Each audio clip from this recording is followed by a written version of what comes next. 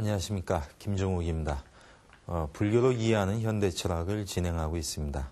지난 시간까지는 그 현대 철학에 들어가기 앞서서 서양의 고대, 중세, 근대의 어떤 철학적 흐름에서 나오는 중요한 개념들을 불교와 비교하는 이런 시간을 가졌습니다.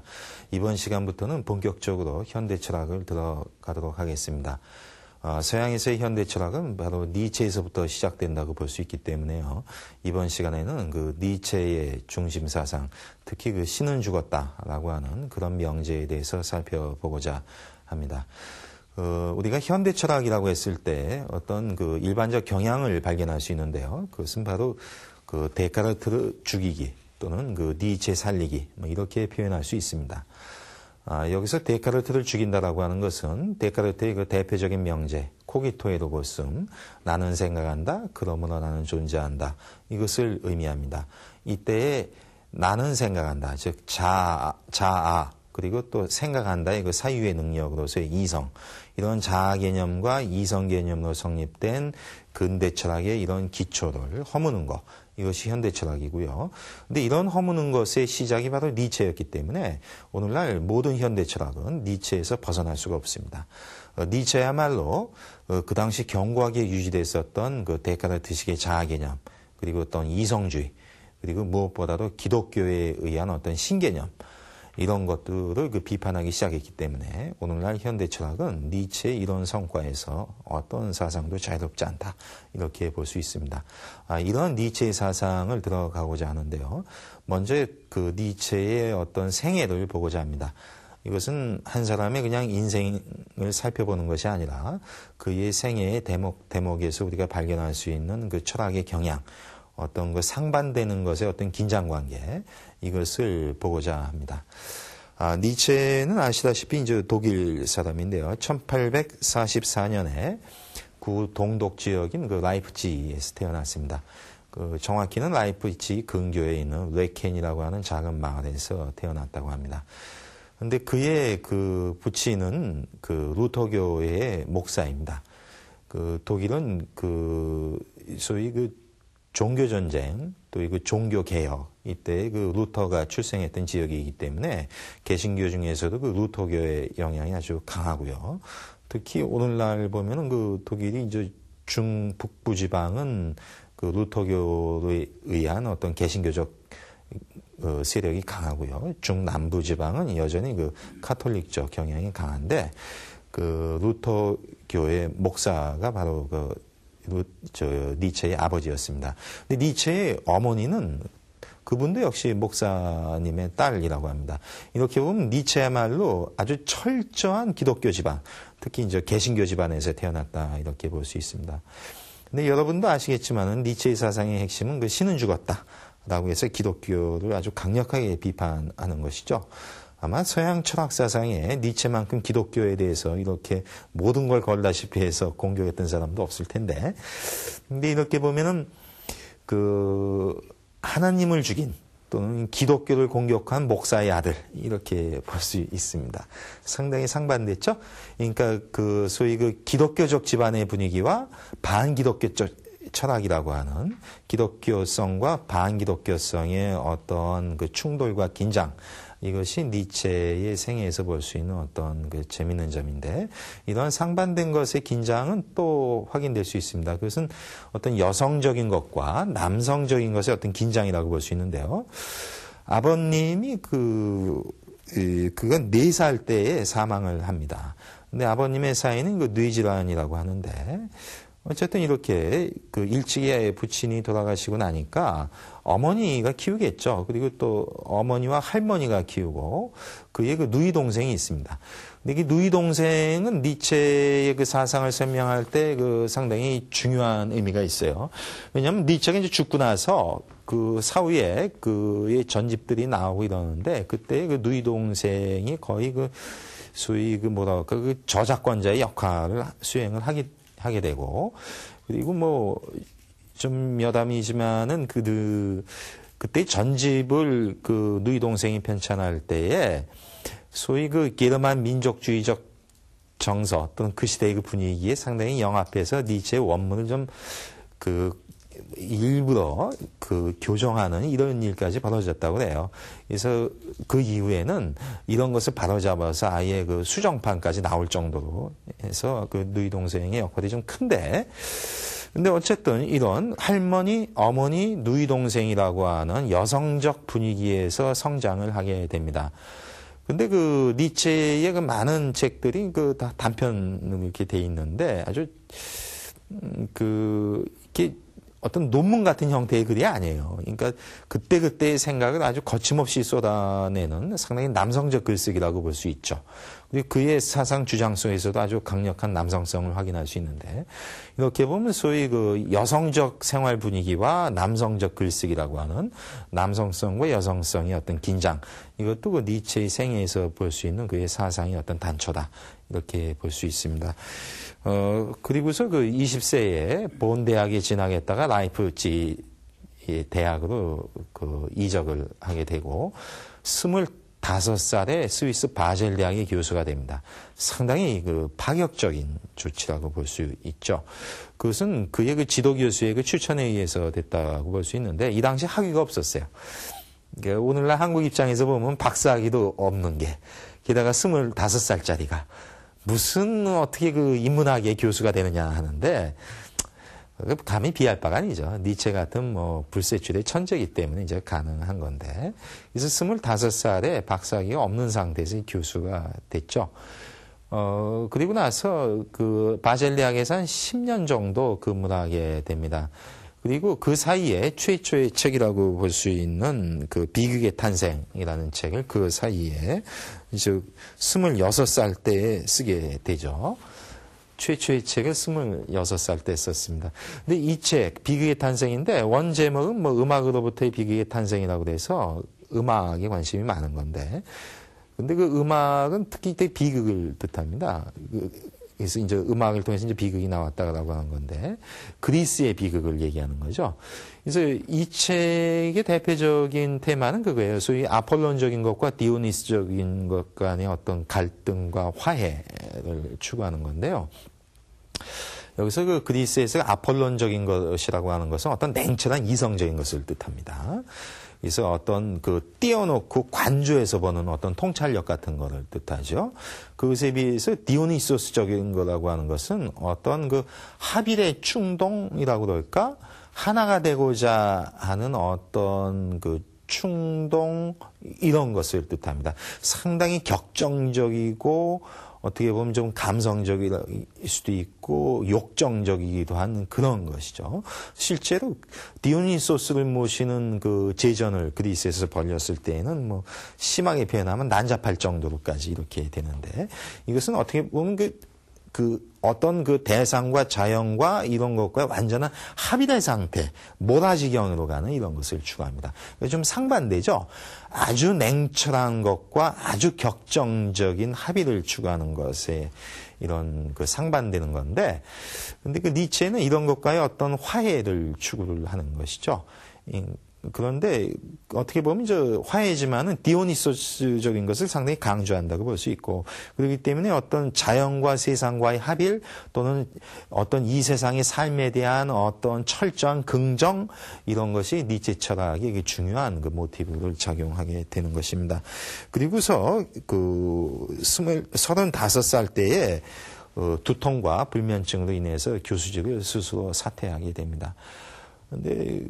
근데 어떻게 보면 철학사적으로 보면 이제 축복이라고 볼 수 있어요. 왜냐하면 교수직을 사퇴하고 나서 그 이후로 한 10년 동안 아주 왕성한 창작 활동을 하고, 소위 그 여러분께서 들어보셨던 그 주옥 같은 책들이 이때 교수직 사퇴 이후에 쏟아지게 되는 것입니다. 자, 그리고 나서 소위 그 39살에서 41살 때에 그의 대표작이라고 할 수 있는 짜라투스트라는 이렇게 말했다가 쓰여지고, 기타 뭐 선악의 피한, 도덕의 계보, 그리고 45살 때 우상의 황혼, 뭐 이런 것들을 쓰게 됩니다. 근데 뭐 선악의 피한이라는 제목이 참 재밌죠. 선악의 피한은 선악의 피한, 선악을 넘어선다는 얘기예요. 이때의 선악은 이제 기독교적인 선악을 뜻하죠. 그러니까 기독교는 선과 악의 끝없는 그 대결이지 않습니까? 하나님으로 상징되는 절대선에 의해서 악마의 악을 응징, 제거해야 된다는 이런 선악의 이분법인데 이런 선악의 이분법을 넘어서야 된다는 이런 주장이죠. 이 대목에 있어서는 불교와 상당히 통하는 점이 있습니다. 불교는 뭐 불사선 불사악이죠. 결국 선도 생각하지 말고 악도 생각하지 말라. 건데 이런 식으로 선악을 넘어서고자 한다는 점에 있어서는 불교와 니체가 분명히 만나고 있다. 이렇게 볼 수가 있는 것입니다. 그 다음에 뭐 우상의 황혼에서는 소위 그 서양 사상의 대표자들, 그러니까 소크라테스 또는 그 기독교의 사상가들, 칸트 이런 사람들을 철저하게 비판하죠. 그러니까 우상이 이제 황혼역에 갔다. 뭐 이렇게 해서 비판을 하게 됩니다. 근데 재밌게도 그 우상의 황혼이 출판된 45세 1889년에 니체는 미쳐서 쓰러집니다. 길에서 미쳐서 쓰러지게 되는데 45세에 쓰러져서 한 10년간 거의 그 상태가 회복되지 않습니다. 그래서 그 어머니와 누이 동생의 그 간호를 통해서 10년간은 유지되는데 그러다가 결국은 56세가 되는 1900년에 사망하게 됩니다. 이렇게 보면은 10년 동안 미쳐서 살다가 죽었기 때문에 그의 그 실질적 강력한 어떤 철학적인 창작 활동은 교수직 사퇴 이후에 한 10년간 이루어졌다고 볼 수 있어요. 이렇게 보면 56세를 살았지만은 철학적인 어떤 창작 활동은 한 10년간 했다고 볼 수 있고 그 10년간의 작품들이 오늘날 100여 년 이상의 현대 철학을 결정지었다 이렇게 볼 수 있죠. 엄청난 천재죠. 근데 천재가 그 박복하다고 해야 되는 건지 아니면은 신은 죽었다라고 하는 것에 응징을 받은 건지는 모르겠는데 정말 비극적으로 죽었죠. 그러니까 비극의 탄생이라는 책을 써서 시작이 됐는데 정말 비극으로서 죽게 되는 것입니다. 근데 뭐 아버지가 뇌질환이 죽었기 때문에 니체 자신도 뭐 그것의 영향이라고 할까 미친 상태로 이렇게 죽었고 근데 재미있는 것은 1900년에 죽었다는 것이죠. 1900년은 1901년부터 시작되는 현대와 1899년까지의 근대의 딱 접점이라고 볼 수 있습니다. 이렇게 보면은 니체의 사망 연도가 암시하는 것은 니체의 사상 속에는 결국 근대적인 요소와 탈근대적인 요소, 즉 현대적인 요소가 혼재한다. 이렇게 볼 수 있고 이것은 아주 대표적인 그 니체 철학의 특징인데요. 이 대목에 있어서는 앞으로 기회될 때마다 얘기가 될 것입니다.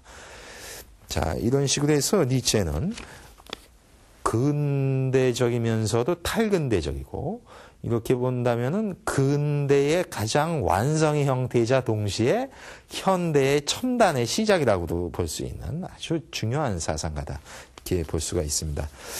이런 엄청난 니체 철학의 기초를 보면요. 의외로 쉽게 접근할 수 있습니다. 그의 전공이 그리스 고전 문헌학이라는 데서 알 수 있듯이 니체 철학의 기초는 그리스의 비극 정신이다 이렇게 볼 수 있습니다. 이것이 뭐냐면요. 그리스인들은 그 죽음에 민감합니다. 그렇기 때문에 인간은 죽어가는 자라고 표현하고 신은 죽지 않는 자라고 표현할 정도였습니다. 그런데 그리스의 비극의 정신은 이거예요. 인간은 죽을 수밖에 없다. 그겁니다. 하지만 그것을 극복할 수 있다는 거죠. 그러니까 삶의 고통 속에서 살 수밖에 없지만은 그럼에도 불구하고 철저하게 삶을 긍정하자는 이거라고 볼 수 있습니다. 그러니까 삶의 고통에도 불구하고 삶에 대한 철저한 긍정을 통한 극복, 이것이 바로 그리스 비극 정신이라고 보고 이것이 바로 니체 철학의 기본 정신이라고도 볼 수 있습니다. 이게 니체 철학의 기본 정신이라면은 니체로서는 당연히 반기독교적일 수밖에 없어요. 왜냐하면 니체가 봤을 때 삶의 긍정이 바로 니체의 철학인데 소위 삶을 가장 부정하게 만드는 것이 기독교라고 보는 것입니다. 왜냐하면요. 기독교는 이 세상과 저 세상의 이분법 속에서 진행된다고 보는 것이거든요. 소위 차안과 피안이죠. 근데 기독교인들은 니체가 봤을 때 이 세상을 부정해버리고 하나님의 저 세상을 향해서 나아간다고 신앙을 통해서 나아가는 것이죠. 그러니까 저 세상에 의존해서 당연히 존재하는 이 세상의 삶을 부정한다고 보죠. 이렇게 보면 삶을 긍정하고자 하는 니체 입장에서 보면 정말 인정할 수 없는 것입니다. 그렇기 때문에 기독교의 비판으로 가고 기독교를 비판할 때에는 가장 효과적인 것은 기독교의 핵심 개념인 신을 죽이는 거라고 보는 겁니다. 그래서 신은 죽었다라고 하는 것이 니체 철학의 출발이라고 볼 수 있어요. 그런데 니체는 결국 삶의 긍정으로 가기 때문에 이 삶의 긍정은 삶의 강화라고도 볼 수 있어요. 어떤 삶 속에서의 강한 주인이 되자고도 볼 수 있어요. 근데 주인 중에 주인은 사실 신 같은 거 아니겠어요? 신이 바로 기독교에서는 나의 주인이라고 그러지 않습니까? 그러니까 니체는 신이 되고자 한 거예요. 그러니까 결국은 삶의 단순한 긍정을 넘어서 삶의 강화로 나가기 위해서는 신을 죽이는 데서 더 나가서 이제는 내가 신이 돼야 되겠죠? 인간이 신이 돼야 됩니다. 신이 된 인간이 누구예요? 그게 바로 초인입니다. 위버맨시라고 하는 초인이죠. 이렇게 보면 니체의 철학은 그 삶의 긍정과 삶의 강화라고 볼 수 있고 이 대목에서 공통점은 뭐예요? 기독교를 비판할 수밖에 없었다는 것이고 그것은 바로 신은 죽었다라고 하는 명제로 이어질 수밖에 없다. 이렇게 볼 수가 있는 것입니다. 자, 그래서 자연스럽게 니체 철학을 이해하려면 신은 죽었다는 데서 시작이 될 텐데요. 그 신은 죽었다라고 하는 말은요. 상당히 그 역설적이라고 볼 수 있습니다.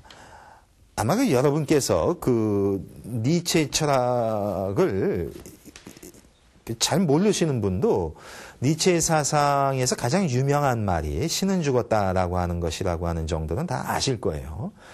아마 좀 관심 있는 분들은 다 알 정도로 인구의 회자되는 너무나도 유명한 주장인데 그거 같이 이해하기 쉽지 않은 개념도 없습니다.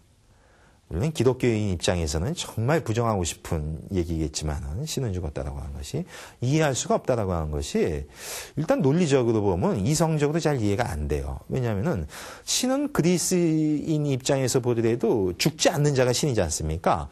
그럼 죽지 않는 자가 죽었다. 말이 안 되죠. 그러니까 이것은 이성적으로 이해할 수가 없죠. 그러니까 여기서 할 수 있는 것은 어떤 이성의 한계와 이성의 난파를 지금 보여주고 있다고 볼 수 있어요. 그렇기 때문에 소위 니체는 근대 자기 이전에 근대 철학까지 유지돼 왔던 서양의 로고스 중심주의, 소위 이성 중심주의를 강력하게 공격을 하는 것입니다. 그래서 소위 신은 죽었다는 데서도 우리는 어떤 이성에 대한 공격 같은 것을 확인해 볼 수 있어요. 근데 만약에 기독교식으로 해석을 하면요. 이때의 신은 당연히 유일신, 창조주겠죠. 그럼 창조주가 죽었다는 얘기는 세상을 모든 것을 창조한 자가 죽었다는 얘기죠. 근데 창조주는 인간을 창조했지 않습니까? 그럼 창조주가 죽었다는 얘기는 역설적이게도 인간도 죽었다는 얘기죠. 그러니까 창조주에 의해서 피조된 인간도 죽었다는 얘기가 되죠. 근데 인간이 죽었으면 어떻게 돼요? 근데 우리 인간이 현재 살아있죠. 그러니까 새로운 인간이 필요하다는 식으로 갈 수밖에 없습니다. 그 새로운 인간이 뭐예요? 신이 죽고 난 이후에 새 인간. 더 이상 신에 의존하지 않고서도 살아갈 수 있는 스스로가 주인이 되는 그 인간. 그것이 바로 초인간, 초인이라고 하는 것입니다. 자, 이렇게 본다면은 그 신은 죽었다라고 하는 것은 무척 난해한, 그래서 어떤 이성의 한계이자 동시에 인간의 한계. 그렇기 때문에 인간의 한계를 넘어가는 초인간, 초인을 주장하는 그런 주장으로 이어져 간다고 볼 수가 있는 것입니다. 근데 그 신은 죽었다라고 하는 것이 이토록 이제 난해한데, 그래서 오늘은 이것을 아주 정확하게 이해하고자 합니다. 왜냐하면은 신은 죽었다는 말을 특히 이 불교 강의에서 정확하지 않게 얘기하면은 그냥 불교인 입장에서 막연하게 기독교를 공격하는 얘기밖에 안 되지 않습니까? 그렇기 때문에 제가 그런 의도가 아니라는 걸 보여주기 위해서 니체 얘기를 하고자 합니다. 아주 정확하게 원문을. 제가 이것을 시중에 그냥 번역서를 그냥 옮긴 게 아니라 독일어 원문과 확인해 가면서 공을 들여서 번역을 했어요. 그래서 그걸 읽어가면서 아주 정확하게 확인을 해보고자 합니다. 신은 죽었다라고 하는 것이 명시적으로 또는 의미 있게 가장 먼저 쓰여진 것은 즐거운 학문이라는 책에서라고 볼 수가 있습니다.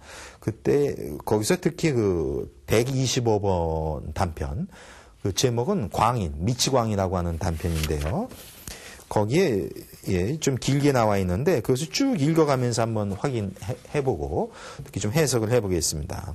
거기 이렇게 나옵니다. 그대들은 저 광인에 대해 들은 적이 없는가? 밝은 대낮에 등불을 켜들고 광장으로 달려나와 나는 신을 찾는다. 나는 신을 찾는다라고 끊임없이 외치던 저 광인에 대해서 말이다. 여기서 재미있는 테마가 나오죠. 나는 신을 찾는다라고 하는 이 명제가 나옵니다. 니체의 그 신은 죽었다라고 하는 명제 이전에 나오는 명제가 뭐냐면 나는 신을 찾는다는 얘기예요.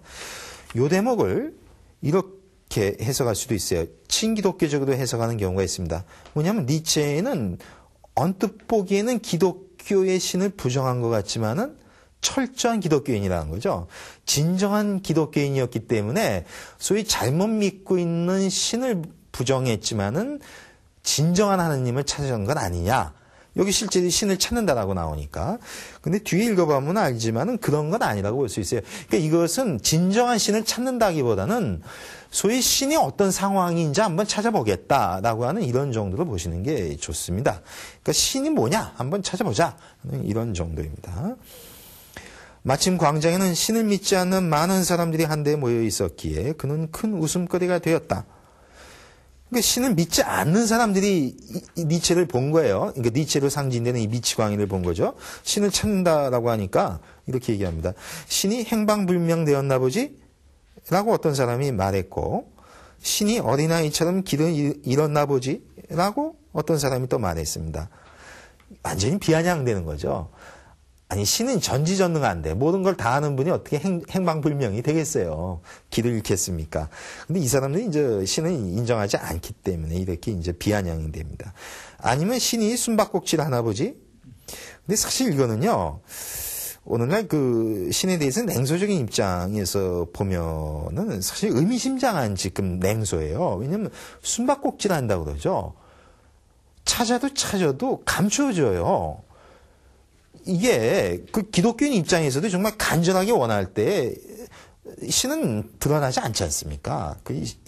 물론 이제 본인이 믿는 신앙으로서는 어떨지 모르겠는데 이렇게 본다면 신이 숨바꼭질 한다고 하는 것도 일리가 있을 것 같기도 하고요. 신이 우리를 두려워하나 보지? 그리고 신이 배를 타고 떠났나? 아니면 신이 이민을 갔나? 신이 이민 갔냐고 그러죠. 근데 유럽에서 이민은 어디로 갑니까? 아메리카, 미국으로 가죠.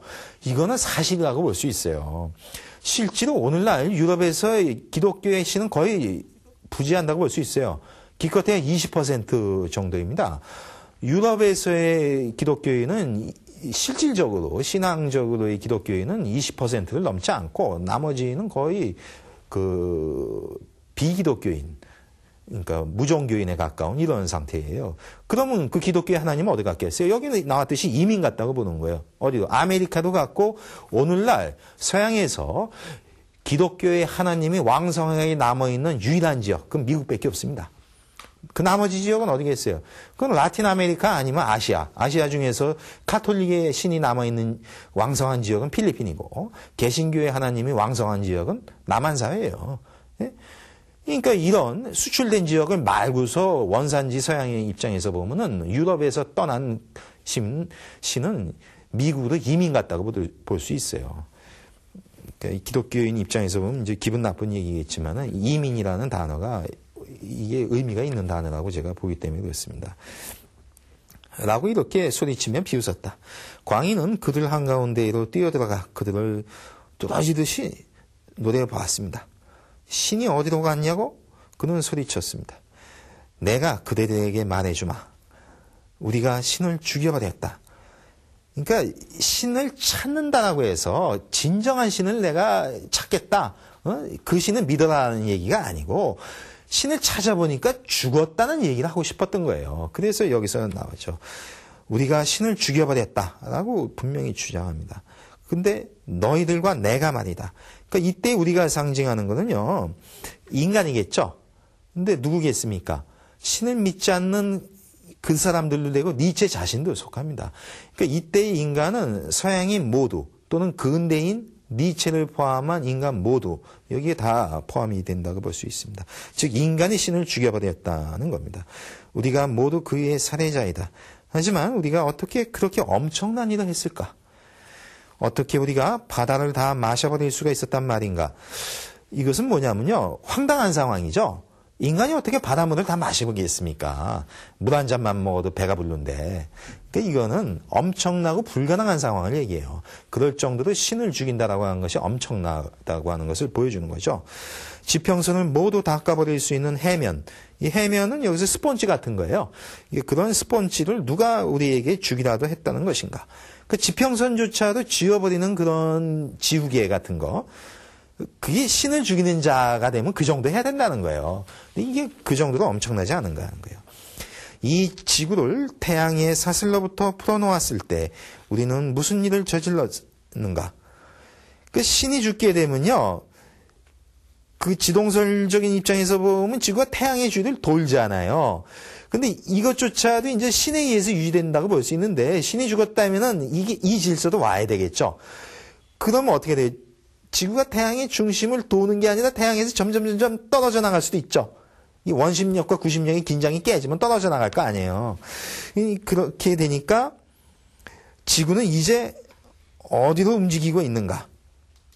우리는 어디로 가고 있는가? 이걸 상징하는 게 뭐예요? 방향상실입니다. 우리는 어디로 가야 되는 거냐고요? 신이 죽었으니까. 그래서 모든 태양들로부터 멀어져 가고 있는 것은 아닌가? 근데 멀어져 가고 있으면 원심력, 구심력이 긴장이 깨지니까 계속 추락하고 있는 것은 아닌가. 그런 생각도 들죠. 뒤로, 옆으로, 앞으로 모든 방향, 사방팔방으로 말이다.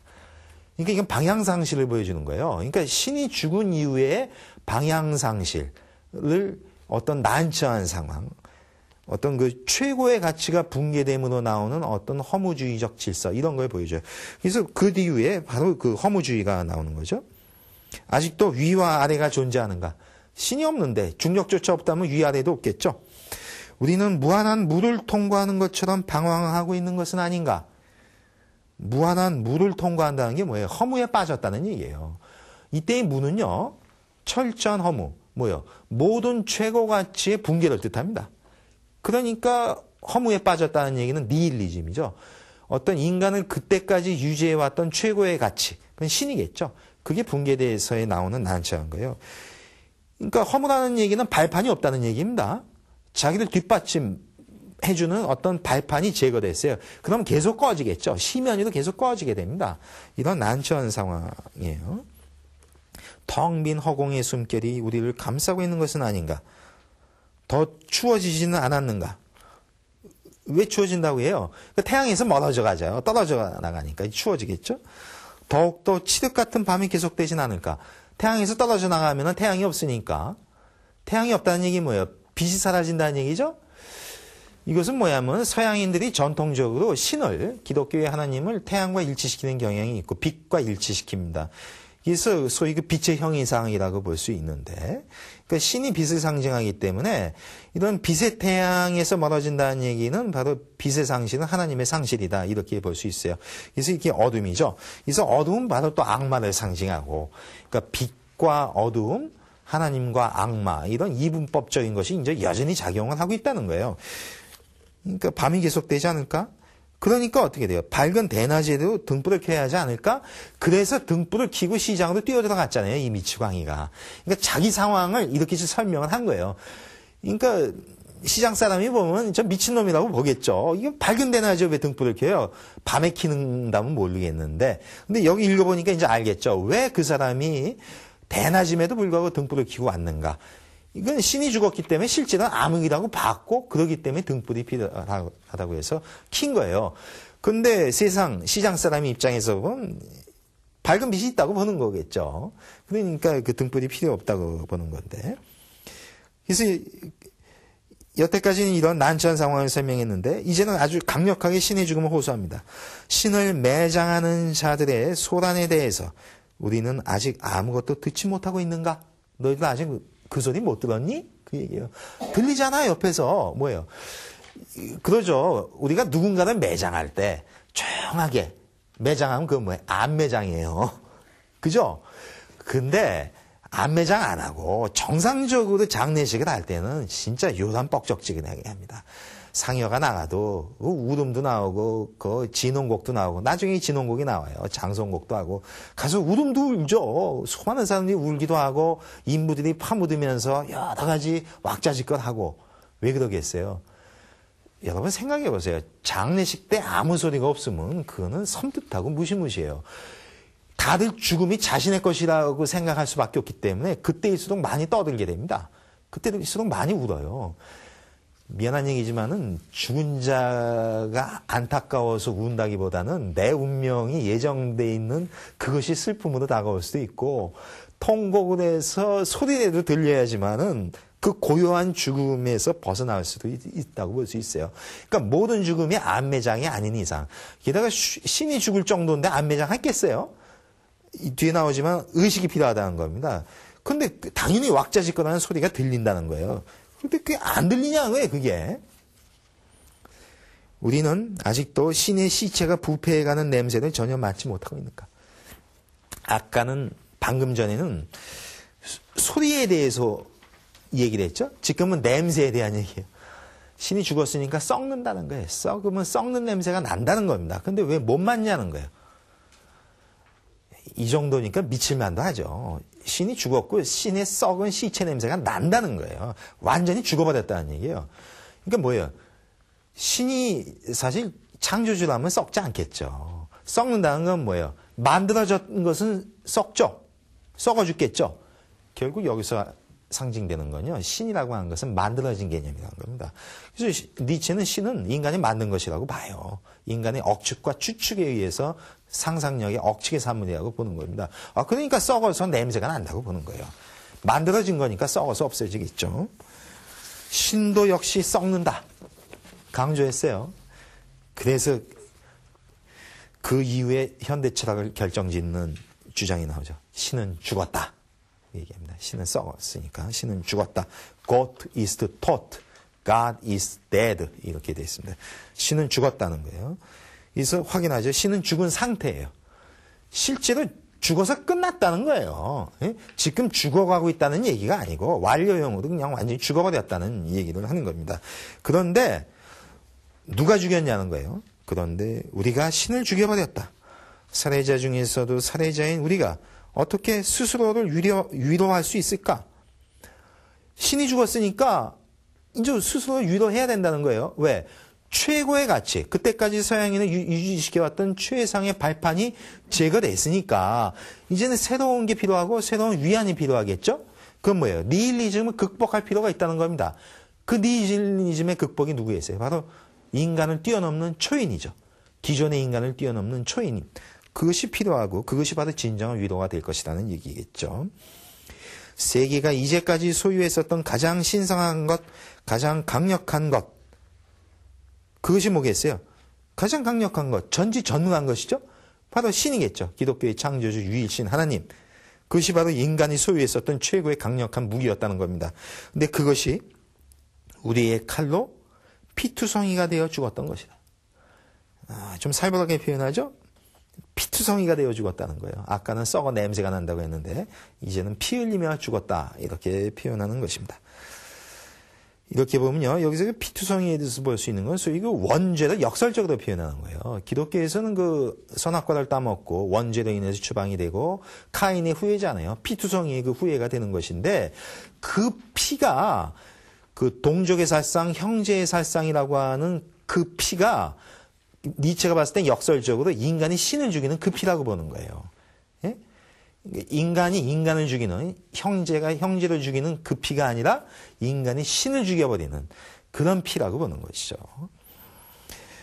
그러니까 원죄의 역설이라고 볼 수 있습니다. 그 누가 우리에게서 이 피를 씻어줄 것인가?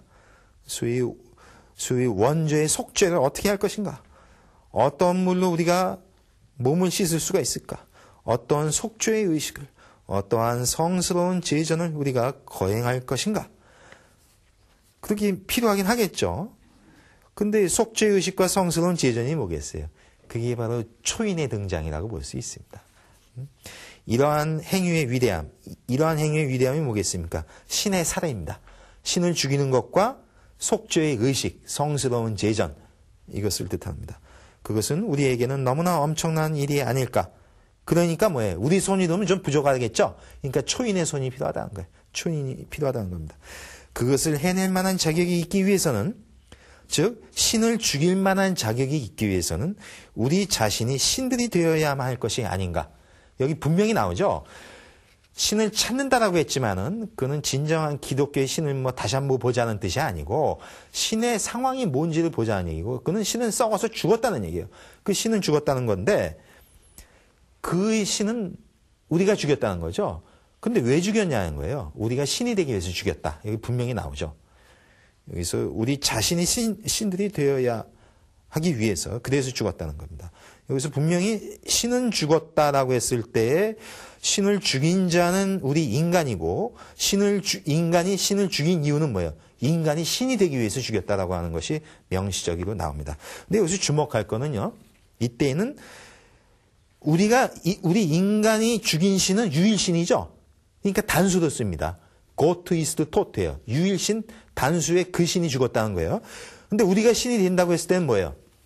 신들입니다. 복수로 되는 거예요. 그러니까 니체가 기독교의 하나님을 죽이고 되고자 하는 신은 뭐겠어요? 그 그리스의 다신이라고 볼 수 있습니다. 그러니까 유태적인 기독교의 신을 죽이고 그리스적인 다신이 우리 자신이 되자는 얘기예요. 여전히 전공에서 벗어나지 않죠. 그리스 고전 문헌학자의 이런 통찰력이라고 볼 수가 있는 것입니다. 그러니까 이게 신들이 된다라고 하는 복수성이 주목하셔야 되는 것입니다. 유일신이 죽이고 다신이 되자는 얘기다, 이렇게 볼 수 있어요.